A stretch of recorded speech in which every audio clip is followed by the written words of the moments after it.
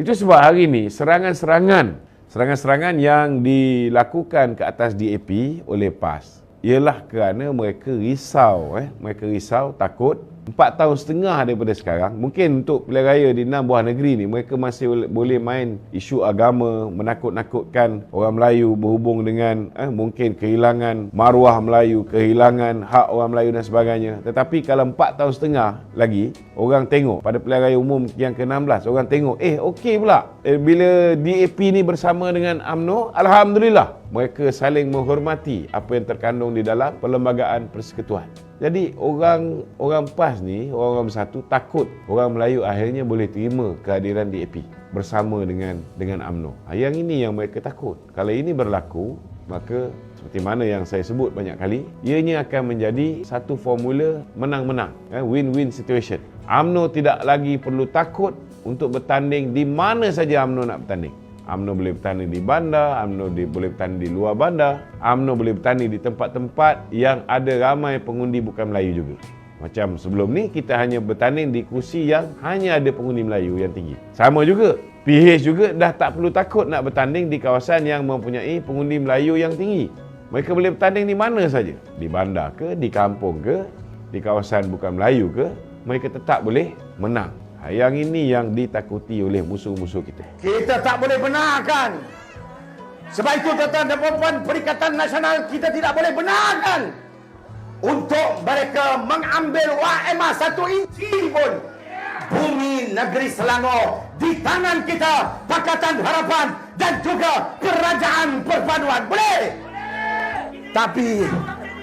Tapi sekarang ini Tanjung Piai pergi ke Dumai.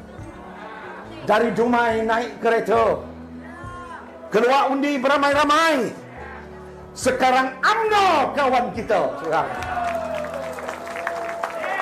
Adik kawan-kawan Pakatan Harapan, kita lihat ke depan. Musuh kita adalah Perikatan Nasional. Dia tak ada isu, Dato' Lokman.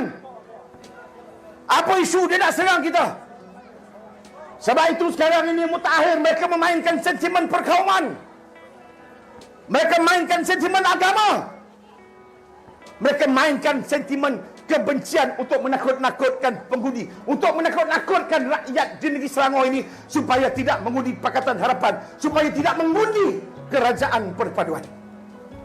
Tadi sudah disebutkan oleh Datuk Jamal. Tuan-tuan, adakah bila kita berkawan dengan DAP, sembahyang subuh kita dulu 2 rakaat, sekarang ini dah jadi 4 rakaat. Adakah ini berlaku tuan-tuan dan puan? Tak ada. Adakah tuan-tuan dan puan bila kita berkawan dengan DAP, dulu kita puasa di bulan Ramadan, sekarang ini kerajaan di bawah kepimpinan Datuk Seri Anwar Ibrahim mengarahkan puasa sebulan di bulan Zulhijjah. Adakah ini berlaku tuan-tuan dan puan? Tidak berlaku. Berapa banyak orang Melayu yang telah dibunuh oleh parti DAP ini? Ada atau tidak tuan-tuan dan puan orang Melayu di Sungai Besar ini yang mati dibunuh oleh Cina DAP ini? Ada atau tidak? Ada seorang ahli parlimen pula baru ni, bila Kementerian Kesihatan bentangkan kertas putih untuk membincangkan soal berkaitan dengan masalah, membincangkan soal berkaitan dengan perkhidmatan kesihatan dalam negara kita ni, sepatutnya sebutlah hospital tak cukup, sebutlah katil tak cukup, sepatutnya sebutlah jururawat tak cukup, sebutlah parking di hospital tak cukup. Tetapi yang dia sebut apa? Tapi tengok pakaian nurse. Saya pun tak tahu dia tengok pakaian nurse tu dekat mana pun saya tak tahu. Sepatutnya bincangkan isu rakyat, masalah rakyat, keperluan rakyat, kehidupan rakyat. Perikatan Nasional dia dah tak ada isu dah, dia nak serang kita. Selangor di bawah kepimpinan yang amat berhormat Datuk Menteri Besar kita. Sebagaimana saya sebutkan tadi, kita ada 45 program Iktizam Selangor Penyayang. yang kita berikan kepada seluruh masyarakat dan juga rakyat di negeri Selangor, tanpa kita mengira apa keturunan, apa bangsa, apa warna kulit, apa keturunan, apa anutan parti politik mereka. Janji mereka merupakan rakyat di negeri Selangor. Kita akan bantu, kita akan santuni, kita akan tolong, dan juga kita akan jaga setiap inci masyarakat dan rakyat di negeri Selangor. Betul-betul ya? Peluang UMNO untuk bangkit kembali. Peluang UMNO untuk bangkit daripada, bukan kita tak kuat, tetapi pada pilihan raya umum 2022 tuan-tuan, kita disabotaj oleh kawan-kawan kita sendiri. Dan disebabkan sabotaj ini tuan-tuan, kita sebuah parti yang mempunyai sokongan orang Melayu paling besar di Malaysia, mempunyai keahlian paling ramai di kalangan semua parti politik, akhirnya tuan-tuan kita hanya memperolehi 26%. Itu sebabnya hari ini tuan-tuan, kalau tuan-tuan nak lihat kita bangkit semula, kalau tuan-tuan nak lihat kita berjaya, kita kena beri sokongan padu kepada kerajaan perpaduan. Kerana sokongan kepada rakan kita Pakatan Harapan dalam pilihan raya akan membolehkan kawan-kawan Pakatan Harapan yang sebelum ini hanya boleh bertanding dan menang di kawasan-kawasan bukan Melayu dan kawasan-kawasan urban ataupun kawasan bandar, selepas ini mereka boleh menang di mana sahaja mereka bertanding. Dan apa kelebihan pada UMNO dan BN? Kalau sebelum ini kita hanya boleh bertanding dan menang di kawasan Melayu, selepas ini kita tak perlu takut lagi. Kalau tempat yang kita tandingi itu tuan-tuan ada jumlah pengundi bukan Melayu yang tinggi. Ini tuan-tuan solution ataupun solusi win-win situation, menguntungkan Pakatan Harapan dan dalam masa yang sama menguntungkan bangsa nasional. Kalau nak lihat UMNO bangkit, kita kena pastikan UMNO mesti menjadi rakan kongsi yang menyumbang kepada kekuatan kerajaan perpaduan. Boleh?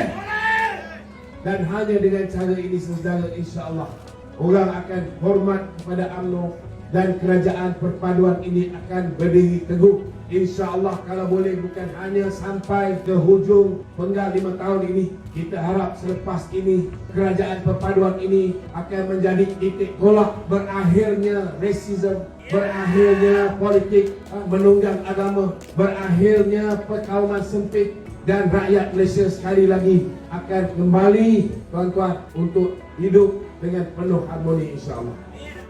Dia bukan UMNO tak boleh lama menumpang kerajaan perpaduan. Dia mengharapkan UMNO jangan terlalu lama bekerjasama dengan kerajaan perpaduan. Kalau UMNO lama bekerjasama dengan kerajaan perpaduan, kedudukan UMNO sangat kuat, kedudukan kerajaan perpaduan sangat kuat, kedudukan dia akan musnah. Peluang dia untuk menjadi menteri balik akan musnah. Sebab kalau dia tak berjaya untuk menumbangkan kerajaan perpaduan, dia tidak akan boleh jadi menteri balik. Itu yang menyebabkan dia kata UMNO tak boleh lama menumpang. Dia tak menumpang, kita bekerjasama. UMNO ni dia kuasa penentu. Kalau dia pergi ke Perikatan Nasional lah itu, maka Perikatan Nasional lah yang akan menjadi kerajaan bersama UMNO. Sama juga bila BN bekerjasama dengan Pakatan Harapan, Pakatan Harapan lah yang menjadi kerajaan bersama dengan UMNO. Bersama, tidak ada istilah menumpang. Kalau orang tu ada 1-2 kursi untuk melengkapkan 112 kursi, itu bukan menumpang. Tapi kalau dah lebih dari 112 kursi, nak melengkapkan 2/3, 148, itu lain cerita.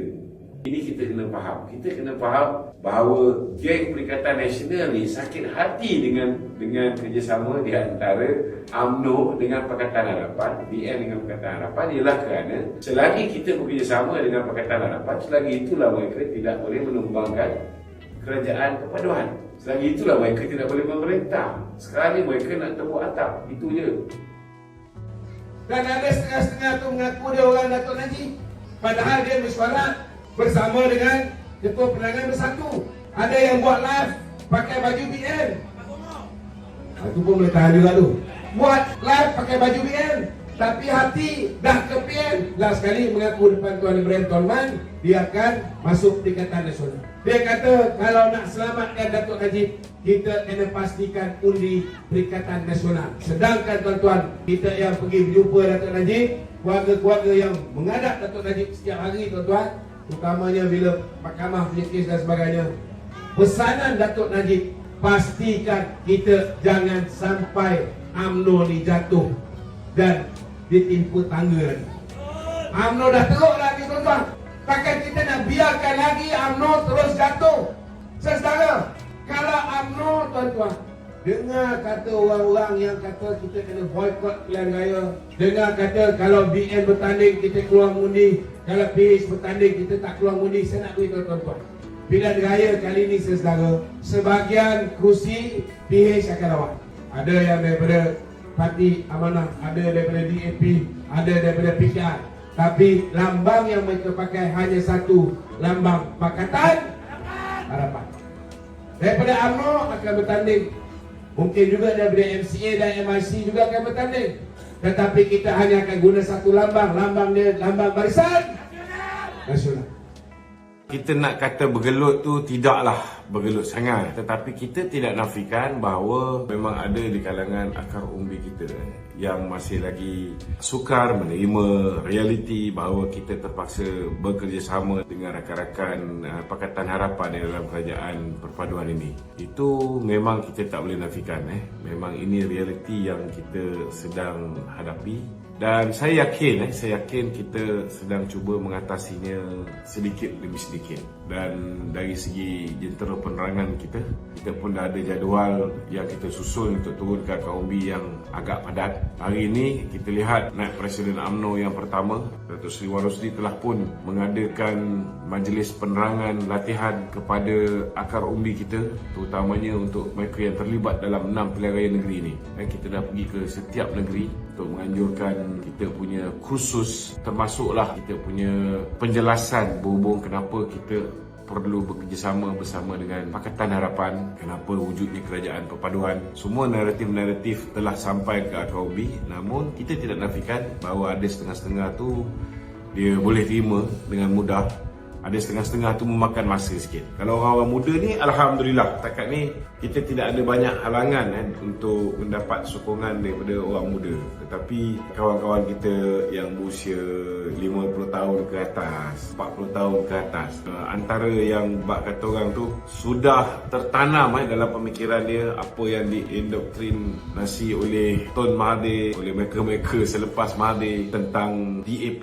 So sudah pastilah ianya mengambil masa. Tapi alhamdulillah setakat ni semakin hari semakin baik. Dan saya tak katalah jumlah yang saya rasa sukar diyakinkan ini, saya tak kata kecil. Kalau misalnya 20% yang masih lagi sukar untuk kita yakinkan ini pun, it's not a small amount. Dia boleh buat perubahan yang besar dalam keputusan pilihan raya. Dan saya yakin hari ini kita sedang berusaha bersungguh-sungguh memastikan bahawa naratif yang betul dapat kita sampaikan ke akar umbi, dan kita haraplah kita dapat gunakan sehabis baik. Tempoh ada lebih kurang sebulan lebih saja lagi untuk kita yakinkan ahli-ahli kita di akar umbi.